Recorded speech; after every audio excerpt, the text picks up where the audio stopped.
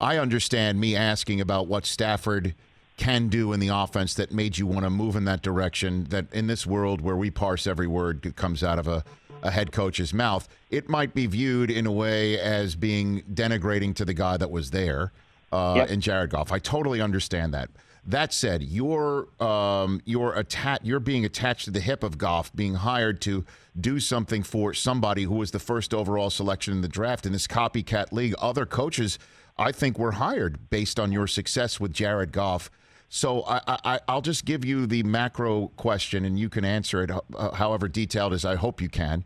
What happened with you and Jared Goff in Los Angeles? I would say this. When I look at, my contribution to it, Rich, I think sometimes you can let the success get in the way of the enjoyment and the core values that you want to operate by. And I wish I would have consistently communicated better, but, it's about, producing. And certainly that doesn't fall exclusively on his shoulders.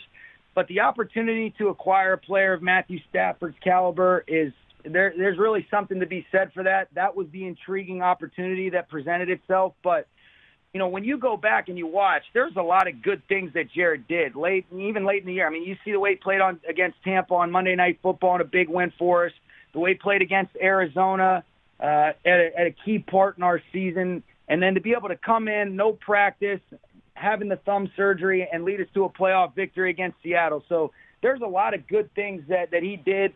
I think he'll do a really nice job in Detroit, but it was a pretty unique opportunity when, Matthew was made.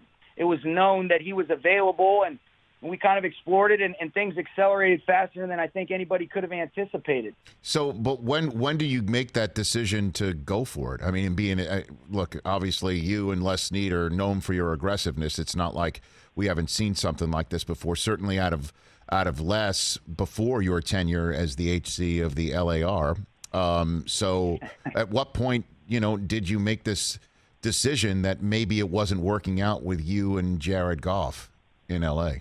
Well, I think when you look at just the landscape of the league and the amount of conversation that evolved and revolved around the quarterbacks that could be available, that maybe won out, that don't, he was a guy that's in that upper echelon of the league and performed at a high level that was really the only one that was truly available. The Lions had said, okay, we are going to allow you to seek a trade.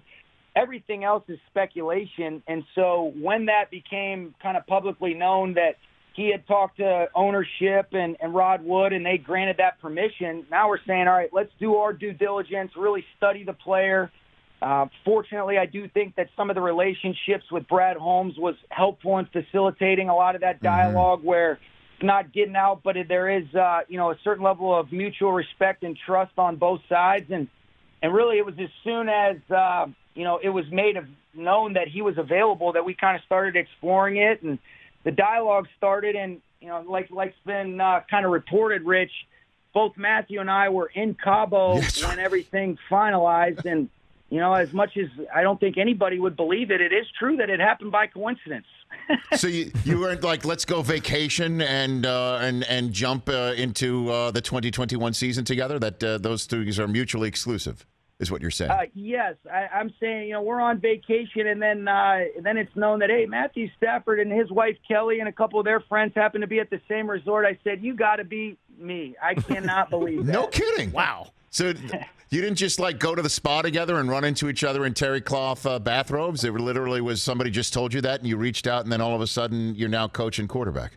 I guess so. I mean, Cabo, it was a pretty unique spot. It was one of the few that wasn't restricted in terms of being opened up. And I ran into Drew Brees was down there. I think Sean Payton, Coach Nagy at some point. So it was an NFL. We had the league meetings in Cabo early. Wow. Hey, you watched all the way to the end. Thanks for that. Watch more right here.